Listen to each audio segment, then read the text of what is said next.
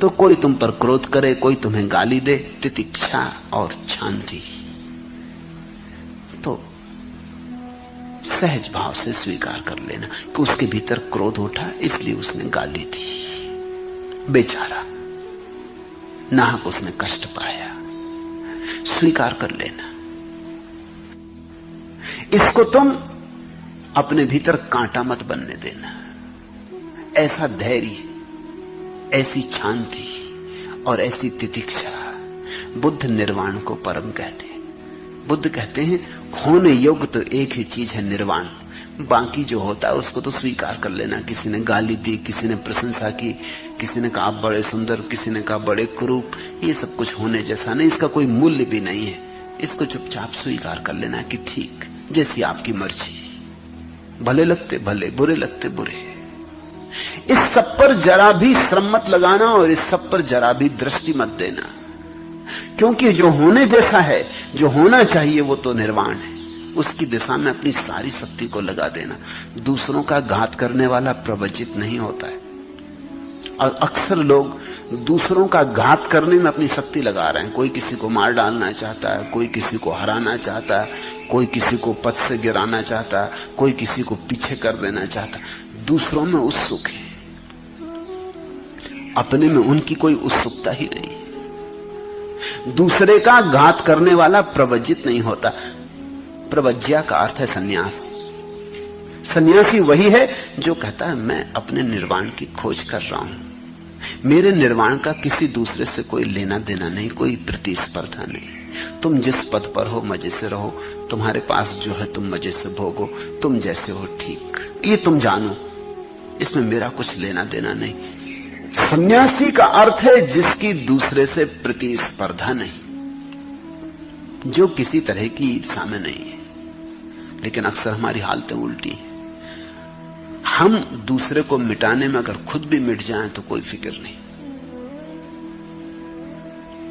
मैंने सुना है एक आदमी ने बड़े दिन भक्ति की, परमात्मा प्रसन्न हुए और उन्होंने कहा मांग ले। क्या मांगता, लेकिन एक बात ख्याल रखना, जो तुझे मिलेगा तेरे पड़ोसियों को दुगना मिलेगा। उस आदमी की छाती बैठ गई। उसने कहा ये भी कोई वरदान हुआ? अरे अभिशाप कहो इसको, तो फिर मैं मांगूंगा कैसे? भगवान ने कहा वो तू जान, लेकिन इतनी तेरी क्षमता होनी ही चाहिए तो ही तू धार्मिक है, अन्यथा धार्मिक ही नहीं। ये मेरा वरदान कि जो तू मांगेगा मिलेगा तुझे दुगना पड़ोसी को। उसने किसी वकील से सलाह ली होगी कि करना क्या, इसमें से निकलना कैसे बाहर। वकील ने कहा इसमें क्या रखा? अरे ये तो बाएं हाथ का खेल है, तू ऐसा कर, पहले देख तो कि होता भी कि नहीं। तो मांग कि 7 मंजिल मकान बन जाए। मांगा, बन गया उसका 7 मंजिल, लेकिन दोनों तरफ 14-14 मंजिल मकान। पड़ोसियों के खड़े हो गए, पूरा गांव 14 मंजिल का हो गया, एक वही गरीब रह गया 7 मंजिल का। वकील ने कहा ठीक, अब मांग कि हर मेरे घर के सामने एक कुआं खुद जाए, बड़ा कुआं। उसके घर के सामने एक कुआं खुद गया, पड़ोसियों के घर के सामने 2-2 कुएं खुद गए। उसने कहा मांग कि मेरी एक आंख फूट जाए। उसकी एक आंख फूट गई, पड़ोसियों की दोनों आंख फूट गई। वकील बड़ा होशियार रहा होगा, सुप्रीम कोर्ट का वकील रहा होगा। बेचारे पड़ोसी अब गिरने लगे कुएं में, क्योंकि 2-2 कुएं सामने और दोनों आंखें फूट गई, और 14-14 मंजिल के मकान। कोई मंजिल से गिर पड़ा, कोई सीढ़ियों से गिर पड़ा। लिफ्ट उस समय थी नहीं, और लिफ्ट भी होती तो क्या सार था, क्योंकि लिफ्ट चलाने वाले भी अंधे हो जाते। एक अकेला वही बचा, एक आंख वाला, उसकी प्रसन्नता का अंत नहीं।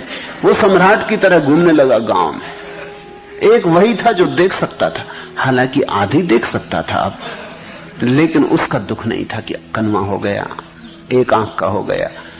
मजा ये था कि सबकी गई। ख्याल रखना, ऐसा व्यक्ति सन्यासी नहीं हो सकता। इसलिए बुद्ध कहते हैं दूसरों का घात करने वाला प्रवज्जित नहीं होता है, और दूसरों को सताने वाला श्रमण नहीं होता है। ये 2 बातें छोड़ देना तो तुम सन्यासी होते हो। निंदा न करना, घात न करना, पाति मोक्ष में संवर रखना, भोजन में मात्रा जानना, एकांतवास करना और चित्त योग में लगाना, यही बुद्धों का शासन है। अनुपवादो अनुपघातो पाति मोक्षे चा संवरो मत्तुंजता चा भत्तंसिम पत्तंच सैनाशयम अधिचित्ते चा आयोगो एतम बुद्धान शासनम। निंदा न करना, क्योंकि निंदा का अर्थ है तुम अभी दूसरे में उत्सुक हो, दूसरे को छोटा करने में उत्सुक हो। निंदा का मतलब ही इतना, इसलिए जितना निंदा में रस है। हम कैसी निंदा बढ़ा चढ़ा के करते, क्योंकि हमारे पास एक ही तरकीब है कि अगर हम सिद्ध कर दें दूसरा बुरा है तो तुलना में हम भले मालूम पड़ेंगे। हम सिद्ध कर दें कि सब चोर हैं तो तुलना में हम साधु मालूम पड़ेंगे। इसलिए हम निंदा में इतना रस लेते हैं। निंदा का एक ही प्रयोजन है, दूसरों की बुराई इतनी फैला बढ़ा के करना कि धीरे धीरे तुम भले मालूम होने लगो।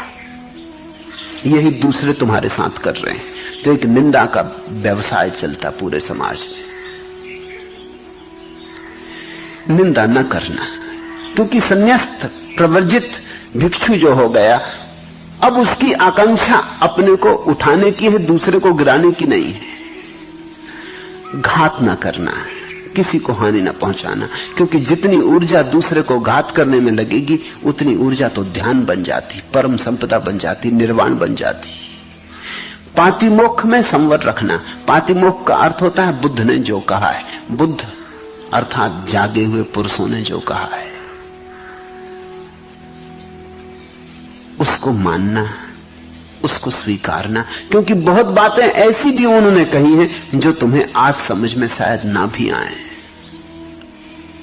प्रयोग से समझ में आए, अनुभव से समझ में आए। उन पर प्रयोग करके देखना, प्रयोग बिना किए निर्णय ना लेना, हां या ना कुछ भी नहीं, जिसको वैज्ञानिक हाइपोथेसिस कहते हैं कि कोई चीज की कल्पना। किसी ने कहा कि कमरे में कुर्सी रखी, हमने कहा कि ठीक है, खोजने की दृष्टि से मान लेते हैं। मान नहीं लिया कि कुर्सी है, लेकिन खोजने की दृष्टि से मान लेते हैं, हाइपोथेसिस। अब हम कमरे में जाकर देखेंगे, अगर पाया कि कुर्सी है तो जो परिकल्पना मानी थी वो सत्य हो गई, अगर पाया कि कुर्सी नहीं है तो जो परिकल्पना मानी थी वो असत्य हो गई। लेकिन इसका नाम विश्वास नहीं है। हाइपोथेसिस का इतना ही मतलब है प्रयोगार्थ स्वीकार कर लेते हैं कि ठीक है। तो जो बुद्ध पुरुषों ने कहा है पातिमोक्ष, जो जो उन्होंने कहा है उसमें सभी तुम्हारी समझ में आएगा भी नहीं, क्योंकि तुम्हारी समझ सारी चीजों के अनुभव से भरी भी नहीं है। तो विश्वास की जरूरत नहीं है, प्रयोगार्थ स्वीकार कर लेना। भोजन में मात्रा जानना, बुद्ध को ये बात बार बार कहनी पड़ी, भोजन में मात्रा जानना। उस समय ये बड़ा भारी सवाल था। एक तरफ लोग थे जो खूब खाए जा रहे थे, जो सदा से हैं, और उस समय एक और पागलपन पैदा हुआ था, दूसरी तरफ लोग थे जो उपवास किए जा रहे थे। इन दोनों ने आदमी को विक्षिप्त कर रखा था। या तो ज्यादा खाने वाले लोग या न खाने वाले लोग। ज्यादा खाने वाले लोग शरीर को मिटाए ले रहे थे और शरीर के साथ मूर्छित हुए जा रहे थे। न खाने वाले लोग शरीर की हत्या किए दे रहे थे और ऊर्जा इतनी क्षीण हुई जा रही थी कि ध्यान का कोई उपाय न था। तो बुद्ध हर चीज में मात्रा के लिए कहते हैं कि मात्रा जानना, मध्य में रुक जाना, अति मत करना, अति सर्वत्र वर्जयेत, एकांत वास करना, और जहां मौका मिले, जैसी सुविधा बने, वहां अकेलेपन को खोजना। क्योंकि तुम्हारे भीतर जो पड़ा है, जब तुम अकेले होगे तभी उसे देख पाओगे। दूसरे की मौजूदगी तुम्हें बाहर ले जाती है। भीड़ में भी रहो तो भी अकेले रहना, ये बुद्ध का उपदेश है। और चित्त योग में लगाना। अभी चित्त संसार में लगा है, भोग में। धीरे धीरे इसकी ऊर्जा को हटाना वहां से, धीरे धीरे रत्ती कर करके, बूंद कर करके इसे ध्यान में, योग में, मोक्ष में लगाना। यही बुद्धों का शासन है। ये सूत्र भी, ये अंतिम सूत्र बुद्ध ने एक परिस्थिति में कहे थे, वो मैं आपको दोहरा दूं। जंगल में बुद्ध बैठे हैं ध्यान करने, और एक सर्पराज, सर्पों का राजा फन फैला के खड़ा हो गया। उसने झुक के बुद्ध के चरणों में प्रणाम किए। बुद्ध ने आंख खोली। उन्होंने कहा, महाराज, क्योंकि देखा उसके माथे पर अद्भुत मणि जो सिर्फ नागों में, सम्राटों के माथे पर होती। तो बुद्ध ने कहा, महाराज क्या चाहते? तो उस नाग ने कहा, मैं जन्मों जन्मों से भटक रहा हूं, जो भी किया सब उल्टा चला गया। कब तक सरकता रहूंगा जमीन पर? कब तक सरकता रहूंगा खाई खंदकों में, अंधेरी गलियों में? कब तक सरकता रहूंगा? कब उठूंगा? कब उड़ सकूंगा? तुम्हें मैंने उड़ते देखा, तुम्हारे प्राणों की ऊर्जा को कहीं जाते देखा, इसलिए पूछता हूं, मुझे कुछ उपदेश है? ये जो सूत्र है, सभी पापों का न करना, पुण्यों का संचय करना और अपने चित्त का शोधन करते रहना, यही बुद्धों का शासन है। तितिक्षा और शांति परम तप है। बुद्ध निर्वाण को परम कहते हैं। दूसरों का घात करने वाला प्रवर्जित नहीं होता और दूसरों को सताने वाला श्रवण नहीं है। निंदा न करना, घात न करना, पातिमोक्ष में संवर रखना, भोजन में मात्रा जानना, एकांतवास करना और चित्त योग में लगाना, यही बुद्धों का शासन। ये उस सर्प राज को कहे गए थे। सोचना इसे थोड़ा, हम भी सब जमीन पर सरकते हुए सर्प हैं। अभी हमने सिर भी उठा के कहां आकाश की तरफ देखा। अभी तो अंधी गलियों कूचों में, पोलों में, कोने कांतरों में हम सरकते फिरते। फिर सर्प का प्रतीक ही क्यों चुना होगा? क्योंकि सर्प जन्म से ही दूसरे को चोट पहुंचाने का जहर लेके आता है, इसलिए उसकी जहर की गांठ जन्म से ही उसके भीतर है।